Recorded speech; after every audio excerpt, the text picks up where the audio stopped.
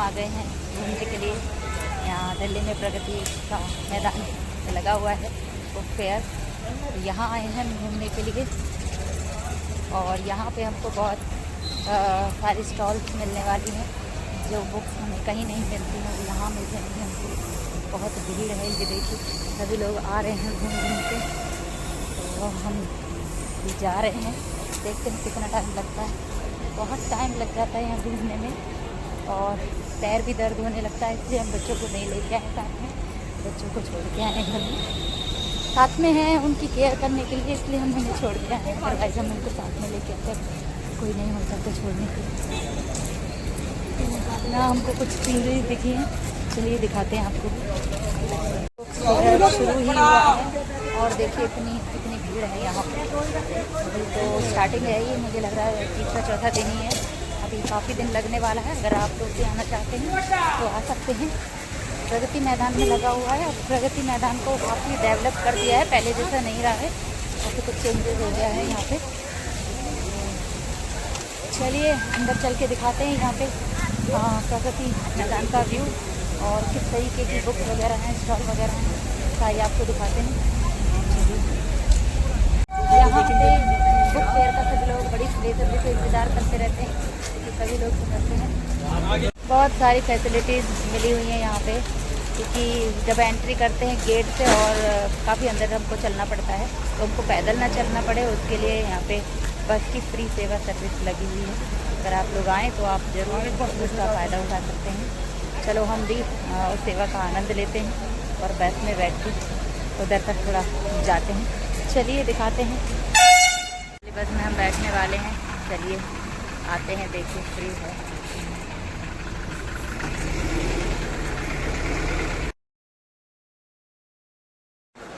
तो गाइस अब हम बस में बैठने जा रहे हैं। ये देखिए हम बस के अंदर एंट्री कर ली है और हमको सीट भी अभी मिल गई है। बाकी सारे लोग जो पीछे आ रहे हैं उनको खड़े होकर सफ़र करना पड़ेगा। तो चलो थोड़ी देर की बात है, अभी हम पहुंच जाते हैं। बैठ गई हूँ मैं। ये देखिए पहुंच गए हम प्रगति मैदान में, हमने एंट्री कर ली है। और ये देखिए कितनी भीड़ है यहाँ पे, पैर रखने के लिए जगह भी नहीं है।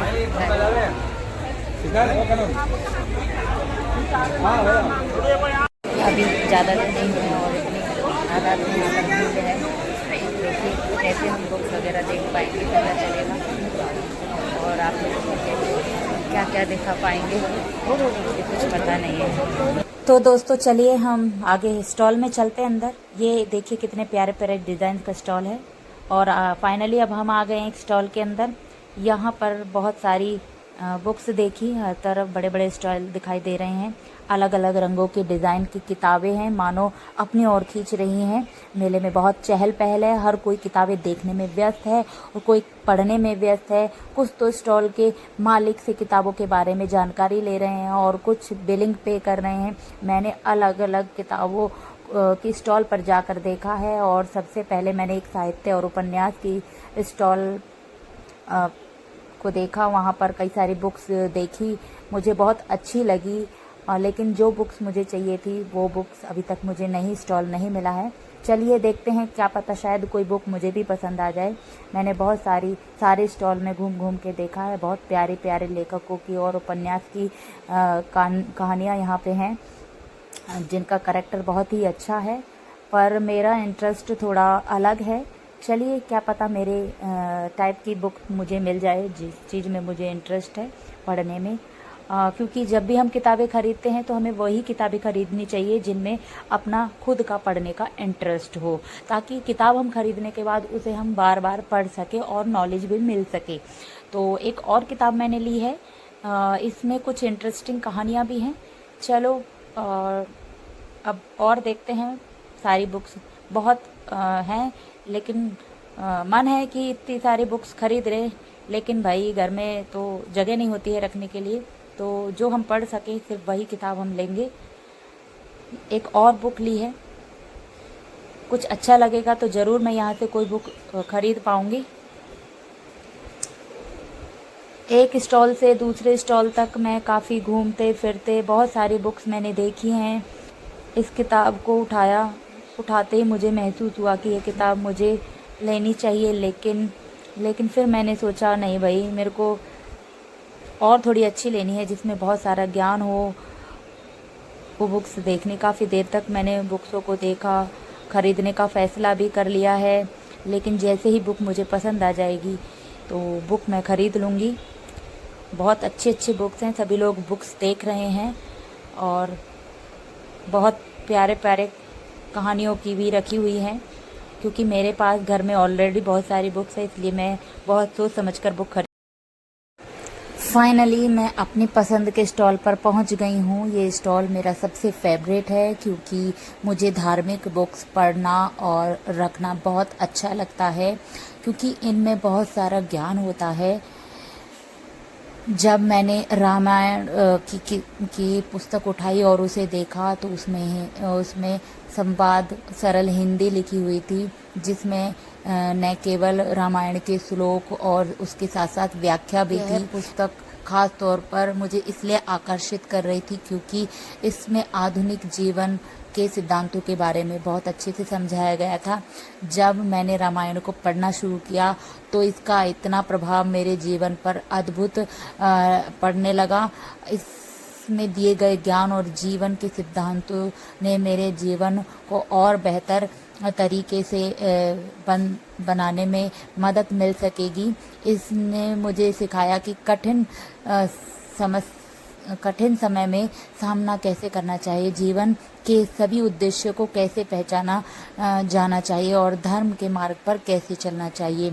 जब रामायण का सबसे पहला लाभ यह है कि मैंने अपनी सोच में सकारात्मक बदलाव महसूस किया, तभी मैंने तय कर लिया कि मुझे ये पुस्तक खरीदनी है।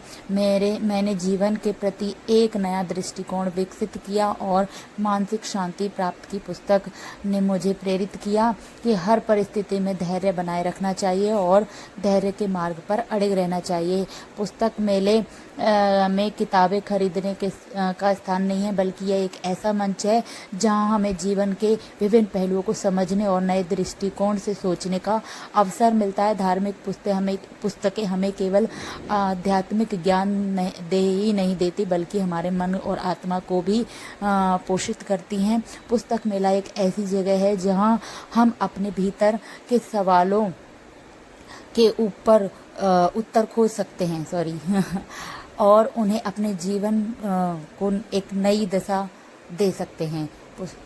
पुस्तक मेले में धार्मिक पुस्तक खरीदने का अनुभव एक अनमोल खजाना है। यह हमें जीवन की गहराइयों को समझने, आत्म मूल्यांकन करने और आध्यात्मिक विकास की ओर बढ़ाने की ओर प्रेरित करता है। धार्मिक पुस्तकें हमारे जीवन में स्थायी शांति और सुख का स्रोत बन रही हैं, इसलिए अगर आप भी किसी पुस्तक मेले में जाएं तो धार्मिक पुस्तक जरूर खरीदें। मैंने रामायण खरीदी है और सुंदरकांड की पुस्तक भी खरीदी है। बाकी बहुत अच्छी अच्छी पुस्तकें थी।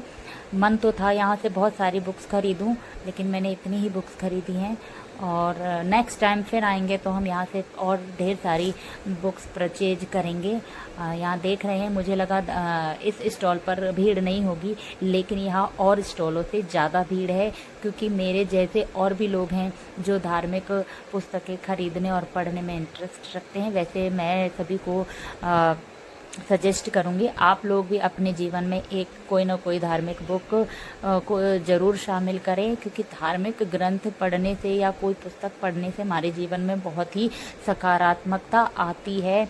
मेरे जीवन में तो बदलाव हुआ है और मैं चाहती हूँ आप लोग भी थोड़ा अपने जीवन को और बेहतर तरीके से जी पाएंगे।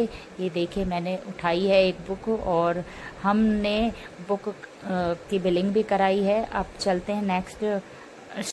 मेडिटेशन हमारे जीवन का महत्वपूर्ण हिस्सा हो सकता है, खासकर ये जब हम एक व्यस्त और तनावपूर्ण जीवन जी रहे होते हैं। मेडिटेशन न केवल हमारी मानसिक स्थिति को सुधारता है, बल्कि ये हमारे शारीरिक स्वास्थ्य को भी बेहतर बनाने में मदद करता है। मेडिटेशन एक मानसिक अभ्यास है जिसका उद्देश्य मन को शांत करना, विचारों को नियंत्रित करना और आत्म साक्षात्कार प्राप्त करना है। यह प्राचीन समय से ही भारत में योग आध्यात्मिक प्रथाओं का हिस्सा रहा है। ध्यान के माध्यम से व्यक्ति अपने आंतरिक शांति, संतुलन और आत्म जागरूकता की प्राप्ति कर सकता है। मेडिटेशन कई प्रकार के होते हैं, जैसे मंत्र ध्यान। इसमें व्यक्ति एक मंत्र का जाप करता है और उस पर ध्यान केंद्रित करता है। इससे मानसिक शांति प्राप्त होती है।